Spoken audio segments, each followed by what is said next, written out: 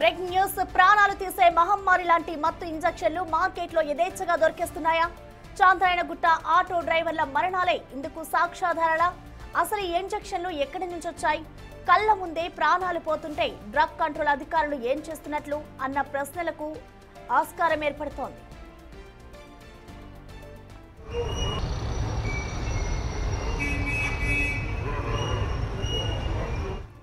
Prescription లేకుండానే మత్తు టాబ్లెట్లు, ఇంజెక్షన్ల అమ్మకంపై బిగ్ టీవీ వరుస కథనాలను ప్రసారం చేసింది.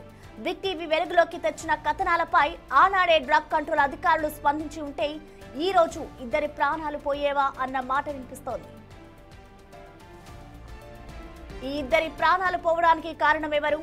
మెడికల్ మాఫియాకు అండగా నిలుస్తున్న డ్రగ్ కంట్రోల్ అధికారులు ఎవరు అన్న ప్రశ్నలకు సమాధానం దొరకాల్సి ఉంది. అసలు వీటిని మార్కెట్లో అమ్ముతున్న వారెవరు? వీరికి ఇంజెక్షన్లు ఎక్కడ దొరుకుతున్నాయి? వీటిని కట్టడి చేసే దారి ఇది అని నిలదీస్తున్నారు కొందరు. ఇప్పటికైనా అధికార గణంలో చలనం వస్తుందా, లేక పోయింది 2 ప్రాణాలే కదా అని లైట్ తీసుకుంటారా? స్పెషల్ టీం ఏర్పాటు చేసి ఈ మాఫియాకు చెక్ పెడతారా లేదా? అసలు అధికారులు ఏం చేయనున్నారు? దీనిపై పూర్తి అప్డేట్స్ ని మా ప్రతినిధి సుజాత అందిస్తారు లైవ్ ద్వారా. సుజాత, మనం చూస్తున్నాం ఇటు ఇంజెక్షన్లకి సంబంధించి కూడా ఇద్దరు ప్రాణాలు పోయిన ఘటన ఇప్పుడు కలకలం రేపుతుంది. కాబట్టి అసలు అధికారులు ఇప్పటికైనా స్పందించారా? అసలు ఈ ఇంజెక్షన్స్ కి సంబంధించి ఏమైనా మాట్లాడారా? అప్డేట్స్ ఏ విధంగా ఉన్నాయి? ప్రసూన, బిగ్ టీవీ మొదటి నుంచి ఈ మెడికల్ మాఫియా మీద వరుస కథనాలు ప్రచురించింది. మార్కెట్లో యథేచ్ఛగా ఎక్కడ పడితే అక్కడ మత్తు ఇంజెక్షన్స్ తో పాటు మత్తు ఇచ్చేటువంటి టాబ్లెట్స్ ని కూడా ఎలాంటి ప్రిస్క్రిప్షన్ లేకుండా మార్కెట్లో యథేచ్ఛగా అమ్ముతున్నారు అని చెప్పేసి నిఘా నిర్వహించింది. ఆ తర్వాత డ్రగ్ కంట్రోల్ అధికారులకు కూడా సమాచారాన్ని అందించడంతో పాటు ఎక్స్ప్లెనేషన్ కూడా కోరింది బిగ్ టీవీ. అయితే ఎక్కడా కూడా అధికారులు స్పందించలేదు.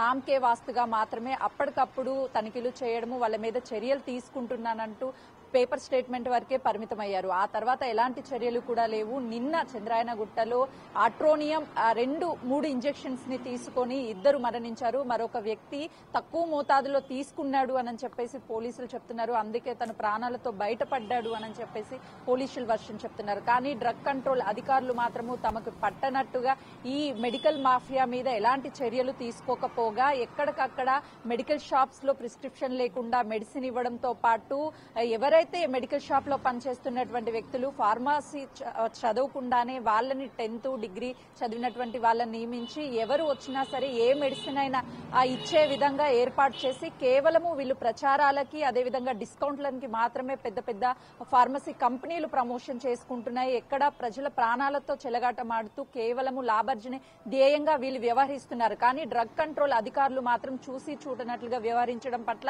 ఇలాంటి ఘటనలు జరిగినప్పుడు కూడా డ్రగ్ కంట్రోల్ అధికారులు స్పందించకపోవడంతో అనేక విమర్శలు పెద్ద ఎత్తున వెల్లువెత్తుతున్నాయి. ఎందుకంటే ఇప్పటికే తెలంగాణ రాష్ట్ర ప్రభుత్వం కూడా చాలా సీరియస్ గా ఉంది. ఎక్కడ కూడా ఈ డ్రగ్స్ కి సంబంధించి ఎవరైనా సరే అమ్మినా కొన్నా వీళ్ళ మీద చర్యలు తీసుకోవాలని, అలాగే మెడికల్ మాఫియా ఎవరైతే డ్రగ్స్ కి బానిస అయి ఉంటారో ఆ డ్రగ్స్ పూర్తిగా నియంత్రించబడినప్పుడు వాళ్ళు నిద్ర పట్టడానికి కొన్ని స్లీపింగ్ టాబ్లెట్స్, ఇలాంటి మత్తునిచ్చేటువంటి టాబ్లెట్స్ కోసం మెడికల్ షాప్స్ ని అప్రోచ్ అవుతూ ఉంటారు. ఆ మెడికల్ షాప్స్ కి వెళ్ళినప్పుడు ప్రిస్క్రిప్షన్ లేకుండా ఆ మెడిసిన్ ఇచ్చాక అవి తీసుకున్నటువంటి వ్యక్తులు ఎక్కువ మోతాదులో తీసుకున్నప్పుడు ప్రాణాలు కోల్పోయే అవకాశం ఉంటుంది. నిన్న అట్రోనియం తీసుకున్నటువంటి ఇంజెక్షన్స్ ఇర్ఫాన్ అదేవిధంగా మరొక వ్యక్తి ఇద్దరు కూడా స్పాట్ లో చనిపోయారు. అంటే అది ఎంత మోతాదులో తీసుకొని ఉంటారు, అసలు ఆ ఇంజెక్షన్ ఎక్కడ మార్కెట్ లో వాళ్ళు కొనుగోలు చేశారు, ఎవరు మార్కెట్ లో దాన్ని స్ప్రెడ్ చేస్తున్నారు, ప్రిస్క్రిప్షన్ లేకుండా ఆ మెడిసిన్ బయటకు రావడం అనేది హైలీ ఇంపాసిబుల్ అని చెప్పేసి చెప్తున్నారు. కానీ ఎలా తీసుకువచ్చారు?